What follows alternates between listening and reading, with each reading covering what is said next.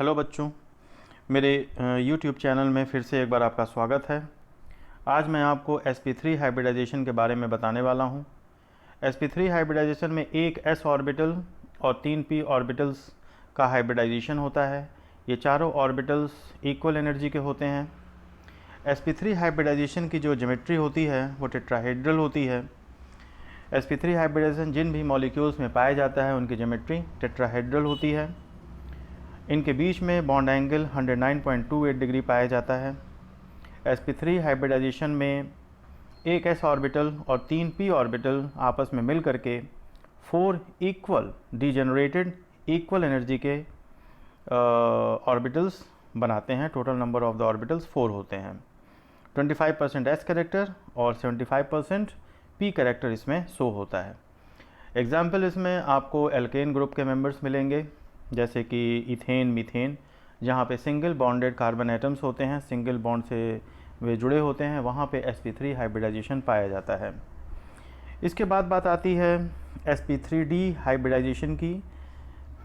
इसमें total number of the orbitals जिनकी mixing होती है, जिनका हाइब्रिडाइजेशन होता है, वो 5 होते हैं। Total number of the orbitals equal energy के जो इंटरमिक्स होते हैं, जो हाइब्रिडाइज होते हैं, वो 5 होते हैं। हाइब्रिडाइजेशन के बाद 5 numbers of the orbitals form होते हैं इक्वल एनर्जी के। और इसका एग्जांपल PCl5 में देखा जाता है, फास्फोरस पेंटाक्लोराइड में। और इसमें टोटल नंबर ऑफ द जो बॉन्ड्स होते हैं 5, वो सभी आपस में इक्वल नहीं होते। इसमें 2 तरीके के बॉन्ड फ्रेम होते हैं PCl5 में। ये बहुत पिक्यूलियर है, काफ़ी इंपॉर्टेंट क्वेश्चन भी आता है इस पर। PCl5 के रेस्पेक्ट में पूछा जाता है कि PCl5 की ज्योमेट्री कैसी होती है और PCl5 के जो एक्सियल बॉन्ड लेंथ होती है वो इक्वेटोरियल से डिफरेंट क्यों होती है, ये पूछा जाता है। तो इसमें जो ज्योमेट्री आप देखो sp3d में, ये ट्रायगोनल बाईपिरामिडल ज्योमेट्री होती है PCl5 की और इस हाइब्रिडाइजेशन की। ट्रायगोनल बाईपिरामिडल, इसमें 2 पिरामिड शेप बनते हैं और इसमें जो बॉन्ड होते हैं, जो उनकी ज्योमेट्री होती है, वो 2 टाइप्स की होती है। 2 प्लेन्स में ये पाए जाते हैं। 3 ऑर्बिटल्स जो sp3d के होते हैं वो 120 डिग्री पे आपस में लाई करते हैं और वो हॉरिजॉन्टल प्लेन में होते हैं। इन्हें हम इक्वेटोरियल ऑर्बिटल्स कहते हैं।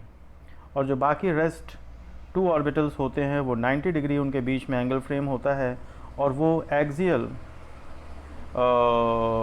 पोजीशन में वो लाई करते हैं, वर्टिकल प्लेन में लाई करते हैं। उनको एक्सियल ऑर्बिटल्स कहा जाता है।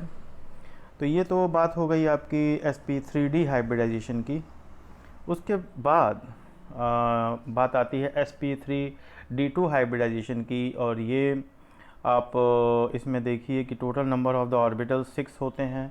एक s ऑर्बिटल्स, 3 p ऑर्बिटल और 2 d ऑर्बिटल आपस में हाइब्रिडाइज करके sp3d2 हाइब्रिडाइजेशन फ्रेम करते हैं। Total number of the orbitals जो फ्रेम होता है वो 5 होता है। इक्वल एनर्जी होती है पांचों ऑर्बिटल्स की। इसकी जो ज्योमेट्री होती है वो ऑक्टाहेड्रन होती है और इसमें सभी के सभी ऑर्बिटल्स के बीच में जो एंगल फ्रेम होता है वो 90 डिग्री फ्रेम होता है। तो ये तो आपको मैंने सारे के सारे जो हाइब्रिडाइजेशन के टाइप्स होते हैं वो मैंने आपको बताए।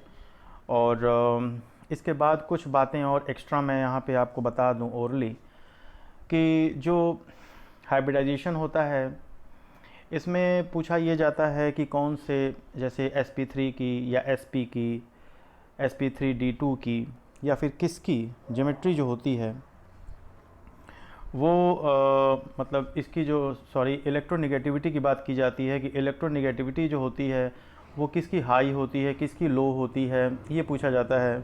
तो मैं आपको यहाँ पे ये बताना चाहता हूँ कि हाइब्रिडाइजेशन में देखा जाता है कि न्यूक्लियस से कौन सा ऑर्बिटल ज़्यादा ईज़िली अटैच्ड है और न्यूक्लियस उसको आसानी से अट्रैक्ट कर सकता है। तो s ऑर्बिटल, जैसा कि आप जानते हैं कि स्फेरिकल होता है और ये चारों तरफ से इक्वली न्यूक्लियस से अट्रैक्ट होता है।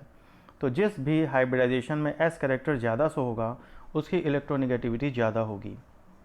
तो ये आप परसेंटेज से डिटरमाइन कर लो कि sp3 में जो s का कैरेक्टर है वो 25% है, sp में 50% है। इसी तरीके से sp2 में आप देखिए तो 30% है। तो सबसे ज़्यादा आप ये देखो कि sp में इलेक्ट्रोनेगेटिविटी हाईएस्ट है क्योंकि इसमें एस कैरेक्टर 50% है। तो ये हाइब्रिडाइजेशन के बारे में एक एक्स्ट्रा जो चीज़ हमने आपको बताई, ये भी पूछा जाता है कि इलेक्ट्रोनेगेटिविटी के रेस्पेक्ट में कौन सा हाइब्रिडाइजेशन हाई है। इसके बाद अगले वीडियो में मैं हाइब्रिडाइजेशन से रिलेटेड ही कुछ दूसरी चीज़ें आपसे डिस्कस करूँगा। तब तक अपना ध्यान रखिए, स्वस्थ रहिए और खुश रहिए।